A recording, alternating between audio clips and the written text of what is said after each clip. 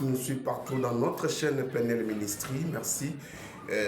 Nous m'abonnons sur confiance. Aujourd'hui, nous sommes samedi week-end Oyo pour l'Obela Cabino. Chaque jour, l'émission sur les temps dédiés Oyo. Et quand maman ne pas dans Raimo et puis notre chaîne PNL Ministry Oyo. Et quand maman pas ya pasteur Gisèle, la ficherie de l'éternel. En tout cas, Nzambe Azalana Yoyo Betili Bakuya Kolanda Biso na Tonga Lelo. En tout cas, continuez à s'abonner puis continuez à Kolanda enseignement et prière. Oh, comme on appelle pasteur Gisèle, la ficherie de l'éternel. Aujourd'hui, tu dois ensuite faire un thème dans ce auto. Pesa qui lobby. Lelo, suite fin dans les lelo. Yo, ce qui est beaucoup de introduction, Landa Lelo, topé s'abonner na PNL Ministry officiel. On a la contact, pardon, Rolanda, enseignement na biso dès que le lobby tout suite na Lelo. Ya wana yo za na problème za na likambo to beta c'était chaque jour. Benga na ba numéro za on a la contact direct dans la ficherie de l'éternel. O nzamba pronom nzamba tsaka grâce nzamba lobela ka inspirant. Après c'est don na lobela ka biso chaque jour na chaîne PNL Ministry. Yo ça na problème li kambo na yo ça ko déranger aussi la té benga na ba numéro za ndenge bande comme suba so benga bande ko so benga partout na monde entier ba so benga na ba Maroc na ba Belgique na France na Tunisie na donc ici que ba pays est belé en tout cas ko hésiter te benga au solution na problème o za nango ngayo nazolo banabi pourquoi nazolo ba bon parce que pasteur Gisèle nzamba lobela kai nzamba kasala kati na ye donc ye maté ya pamba to pe enseignement pamba okoyoka et kobikisa yo ko enseigner yo ko lobela ko changer vie na yo ba problème ozaye nango makambo na bende ko marcher te vie na yo tambola bien te tango yo enseignement o ya lelo après ngane na loba ko yoka enseignement et prière il y a lelo ya samedi ya lelo ndeko nanga ma sœur mon frère ko hésiter te benga na ba numéro wana vous avez contact direct dans la ficherie de l'éternel ali pasteur na biso oyo nzamba lobela nzamba inspira ka chaque jour ya wana na tonga lelo mokola lelo nzamba toucher motema na yo ya kolanda mission le temps de dire lelo nzamba ko kota likambo na ko résoudre des problèmes yo zanango ya wana zolo bana minutes oyo ndeko nanga frère sœur yo za na problème oyo et lata yo nzoto problème à Mukanda, problème à Bota, problème à Moussala. En tout cas, pour hésiter benga, pasteur Gisèle, à prier pour nous, à couper sur la directive, on est venu au sala pour être makam changement contre la vie na yo. Ya wana tonga lelo na thème d'absolu lelo, nzamba lobeli maman makam webeli apprécier inspiration à couper ça nos messages ya tonga lelo, apprécier makam webeli apprécier likabo, oh tout peut apprécier déjà likabo, mais après ça crée inspiration chaque jour ya kolobeli la bino, chaque jour na émission sur les temps dédiés. Parce que le temps de Dieu, ils ont le temps de Dieu, ils ont toujours. Nous avons que Betty, maman bien salamaka. Yo pesa ka mon thème, corps et âme, esprit na yo pas Jésus-Christ de Nazareth, à pour résoudre des problèmes nous en avons. Yo pesa soumettre bakana yo, à pour résoudre des problèmes nous en avons parce que awa, tout le baraka vérité, awa nzamba salaka awa, oh ba manger za la ratende tout le monde a pas de sou, sala ko sala mais awa, ceux qui m'ont bengi pour trouver solution na problème nous en avons. Jésus-Christ de Nazareth d'avoir utilisé pasteur Gisèle. Elle va prier pour toi. Tu dois changer. Maintenant, il faut changer. Maintenant, il faut trouver solution. C'est pour cela moi, j'insiste chaque jour, à tout moment. Si tu as un problème, oh, il dérange encore, appelle dans cet numéro. Tu seras en contact avec pasteur Gisèle, la ficherie de l'éternel. Merci. Nabizonio Sobiti Bakor Landa Biso, lobby. Dimanche à lobby, tokozala na thème na biso mususu ya sika boyebi que chaque dimanche nzamba lobela ka maman pesa ka maman inspiration ya ko lobela biso chaque dimanche to te ya marapi to zoka parole ou sengeli et puis lelo suite fin thème na biso zaki qui vas-tu lobby ezaki lobby continuité na puis suite na moza lelo vous allez brancher ce coach na PNL Ministry officiel beaucoup za la décider beau s'abonner massivement contacter ba numéro za wana vous allez contact dire na la pasteur Gisèle. Merci Nabino Bozolanda Tobe Bino Bozo commenter toujours ba doléance par rapport il y a ba live en tout cas kalamik to loba ki notre banda ba live mais pour to banda ba live il faut yo s'abonner. Il faut yo s'abonner pour tout comment toi atteindre la montagne boy na nombre moi permettre maman de les kaba live. En tout cas merci Nabino vous avez bela Olanda biso vous continuer ko s'abonner ko ça ma plaisir vous commenter vous partager yo pe ozolanda benga muninga komela muninga partager les muninga alanda enseignement ya lelo ya tongo lelo ya mokola lelo ya samedi lelo journée lelo to lobby ba bon week-end à tout le monde na combo ya famille Peniel Mobimba et puis Peniel Ministry Mobimba tout tourner nous bon week-end Olandi Matéa Olandinga après on a enseignement et prière après nous amenons à vous sur notre programme na biso ya sika bozwango je crois mois de décembre ndé to kotango bobanda moko Olanda ba enseignement na biso to changer formule ya programme grille ya programme pour la ya Peniel Ministry chaque jour après enseignement to après émission to la émission titre émission sur les autres no lobela ka sir spiritualité na grâce et inspiration maman kopesa ndenge tolobaki ba et puis bon nous enseignement après enseignement bokozwa prière na moment na pourquoi bozala na programme surtout et là on se prend lancer les bino parce que tout le monde va te bazo benga programme ezaka moko kaka le temps dédié mais ba programme ezé belé tout linga ki to kokisa makamumbu o tout ça na besoin to kokisa pour to réaliser ba programme wana nyonso on a besoin ba lumière on a besoin ya plateau ya bien on a besoin makambo belé nzambe akotenga za ko utiliser pasteur Gisèle ako utiliser à toucher mon thème pour réaliser ma programme wana nyonso yango tolobaki samedi à lelo yo landa enseignement pe prière landa le temps de dire lelo nzambe ya ko inspire ko puisse solution au problème dans en tout cas programme e kozala tant que mois de décembre to banda ba programme mai belé ya ba prière ya ba émission tout ça en tout cas merci na écriture na sima caméra na montage merci aussi to kutani lobby dimanche na même et puis na même chaîne Peniel Ministry. Quand moi je dis merci et bye bye. Merci aussi à notre papa, votre pasteur Gisèle, na maman, famille Mobimba, en beauté la même place vous allez. Merci de vous lobby. Bye bye bye bye. Tel année ça en plaire bien aimé. Bon zomo ne lambe ça pète. Moi soit simbika que lamba Yesu. 12 ans il y a perdu du sang. 12 ans. Bien aimé, telaka biso ba maman biso basi quand à moment période 3 jours à pamba et tu mal à l'aise 2 jours mal à l'aise quand jour elle bosse bando comme mal à l'aise si comme tu sais nango 12 ans moi na botami moi na bando quelqu'un c'est moi na 12 ans moi na koksi 12 ans moi na okende shop ye moka zokende ba ko ti shop asombi biloko no so alingi aye 12 ans asali nango siko kaka mukolo moko moi so ayoka sangwa Yesu Masia andima ngo na motema na ye elambo balatisa yo et empêcha kondima parce que zelamba o emema ko crédibilité parce que zelambo yo ezo représenter libota.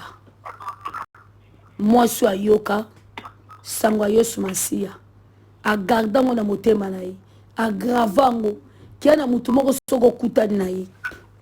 Vi na yo, ekotika le même te.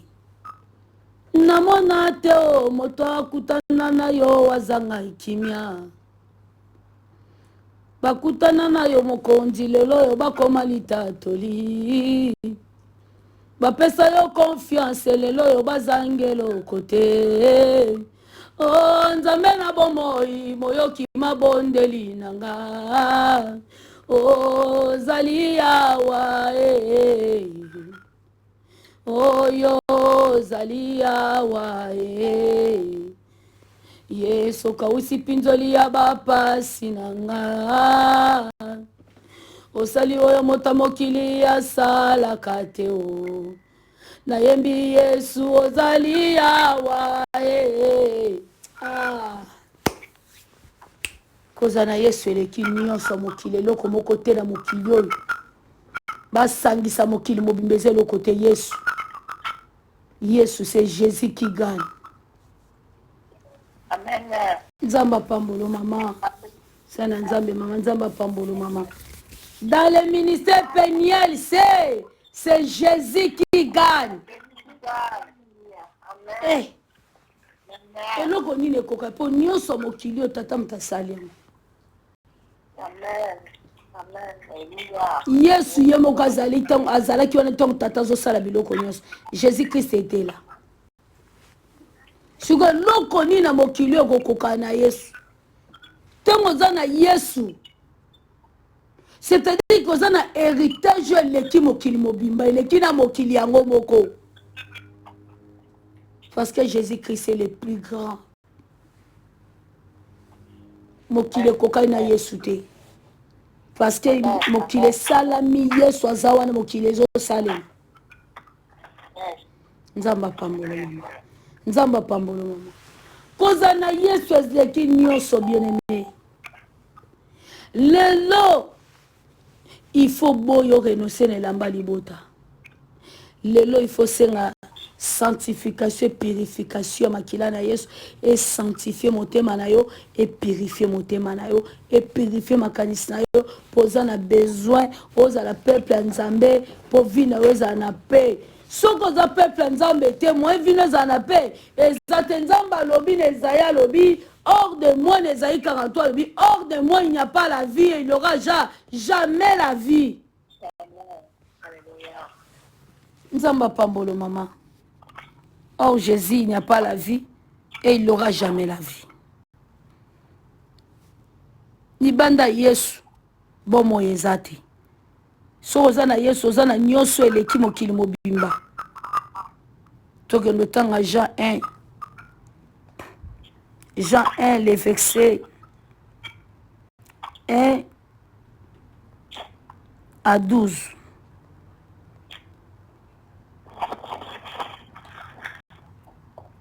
Non, le verset 1, c'est 14. S'il vous plaît, bien-aimé.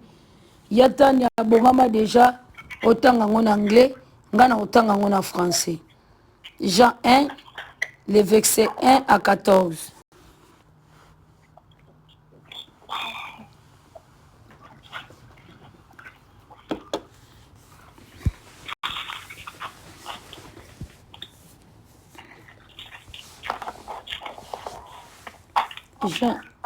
Jean 1.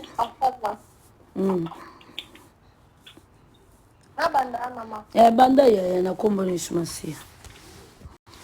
Okay. Amen. Amen.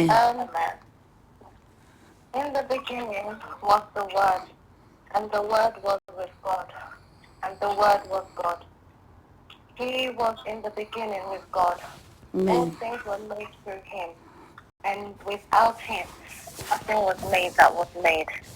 In him was life, and the life was the light of man. And the light shines in the darkness, and the darkness did not comprehend it. There was a man sent from God, whose name was John. This man came for a witness, to bear witness of the light, that all in him might believe. He was not that light, but was sent to bear witness of that light. Verse 10, that was the true light which gives light to every man coming into the world. Amen. He was in the world, and the world was made through him, and the world did not know him. He came to his own, and his own did not receive him. Amen. But as many as received him, to them he gave the right to become children of God, and to those who believe in his name, who were born not of blood, nor of the will of the flesh, nor of the will of man, but of God. Hallelujah. And the Word became flesh and dwelt among us, and we beheld his glory, the glory as of the only begotten of the Father, full of grace and truth. Amen. Amen. Gloire à l'agneau, Bethléem, Soumassia, Maboko Makas. Acclamons Jésus-Christ, le roi des rois. Gloire à l'agneau de Dieu qui ôte le péché du monde. Gloire au Seigneur. Gloire à l'agneau. Nzamba pambolo ya tana. God bless you, my darling. Nzamba pambolo na kombo na Yesu Masia. Alléluia. Alléluia. Merci beaucoup. On a tangi en français. Jean 1, les versets 1 à 14. Je lis dans le nom puissant de Jésus-Christ de Nazareth. Au commencement était la parole, et la parole était avec Dieu. Et la parole était Dieu. Elle était au commencement avec Dieu. toutes choses ont été faites par elle. Yoka bien-aimé, elle ouaneza Jésus. Et elle était au commencement avec Dieu. Azalaki uta ne bandeli na Nzambe. Nan, Yesu Christo de Nazareth. Et l'on se salamaki Yesu azalaki wana. Et rien de ce qui a été fait n'a été fait sans elle. Et l'on te salamaki sans Yesu azala wana. Elle, en elle était la vie. Et pas une azalaki bomoy. Nani bomoy. Jésus-Christ de Nazareth. Yoka Yesu ne azalaki. Et la vie était la lumière des hommes. Qui est la lumière? C'est Jésus-Christ. Je suis la lumière du monde. Yoka poye ba ke Yesu azalaki déjà. Que kozana Yesu eleki monde entier eleki mokili mobimba. Tala mokili ndenge za na ba continent. Tala mokili ba pays. Tala mokili makambo za na mokili. Bien aimé tala ba ma eza na ba pays nyonso ba zamba ma ba richesse. Eza na mboka na ba mboka tala population. Tala ba mboka wana eza na biloko combien. Bien aimé siko Yesu azali kola mokili momba po mokili eza ya bango. Siko azali kola monde so za na Yesu. C'est-à-dire que monde eza na se. Yo za na Yesu aleki monde. Parce que azalaki. Le verset 5. La lumière lui dans les ténèbres et les ténèbres ne l'ont point réussi. Molili lumière quand tu n'as pas molili koki kolonga yete. Si tu as Jésus, tu as la lumière. Jésus-Christ est la lumière du monde. Il a dit dans Jean 8 verset 12, celle qui me suit ne marchera plus dans les ténèbres, mais il marchera dans la lumière. Il a dit dans Jean 9, je suis la lumière dit du monde. Nzamba pambolo yaya. Nzamba pambolo mama. Nzamba pambolo yaya Naomi mama. Yaya Moussaïna Nzambe. Nzamba pambolo mama Moussaïna Nzambe. Le verset 6. Il y a un homme envoyé de Dieu. Son nom était Jean. Il vint pour servir de témoin pour rendre témoignage à la lumière. Yoka, qui est la lumière? Jean est venu rendre témoignage à la lumière. Lorsque Jean vit Jésus-Christ, qu'est-ce que Jean-Baptiste avait dit lorsqu'il avait vu Jésus? Alors, Baïni.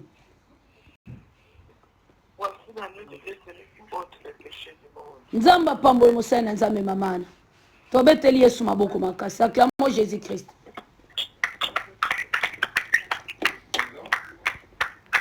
Si quand le verset 7 est le bien, il vient pour servir de témoin, pour rendre témoignage à la lumière. Tant que mon qui Yesu a lobby, voici l'agneau de Dieu qui ôte les péchés du monde. Parce que Jésus est la lumière. Afin que tous crissant par lui, il n'était pas la lumière, mais il parie pour rendre témoignage à la lumière. Jean a qui lumière était, mais Jean a eu pour le repère sa témoignage sur la lumière. N'y a pas ça qui témoignage pas Yesu, Yesu n'est lumière. Je suis la lumière du monde. Je suis la lumière pendant que je suis dans le monde. Personne ne peut travailler la nuit parce que moi je suis la lumière du monde. Jean 9. Oh, Jésus-Christ a bengi kuna. Le verset 9. Cette lumière était la véritable lumière qui, en venant dans le monde, éclairait tout homme. Yoka niveau bien aimé. Qui est la lumière qui éclaire tout homme? Nane Kobik Sabiso. Qui est venu nous sauver la vie? Nzamba Pambolo Mama. Jésus-Christ, Nzamba Pambolo Soasena Nzamba. Alléluia. Parce que Jésus-Christ a dit, je suis la lumière du monde. Le verset 10. Elle était dans le monde et le monde a été fait par elle. Et le monde ne l'a point connu. Azalaki na mokili. Azalaki na mokili. Ayaki na mokili. Mais mokili ebi ko reconnaître yete. Pour batebele tangoye ba pharisien bazo ndima ko ndima te ke Yesu azanzambe bazo lingo ko croire te que Jésus est le fils de Dieu bazo lingo ko croire te que Jésus Christ est la lumière. Jésus-Christ est l'agneau qui est venu nous sauver la vie. Yango mukolama sur l'autel de Golgotha bata la confusion koti molili koti mokili mobimba. Tremblement de terre et baninde bisika ba moneke ba memingam. Bango ba mituni pourquoi to sale loko? To sale loko pona nini? Mais muto azanzambe loko ni biso to sali. Bien-aimé, le verset 12. Non, le verset 11. Elle est venue chez les siens et les siens ne l'ont point reçu. Bien-aimé, au niveau des anciens, au niveau des anciens,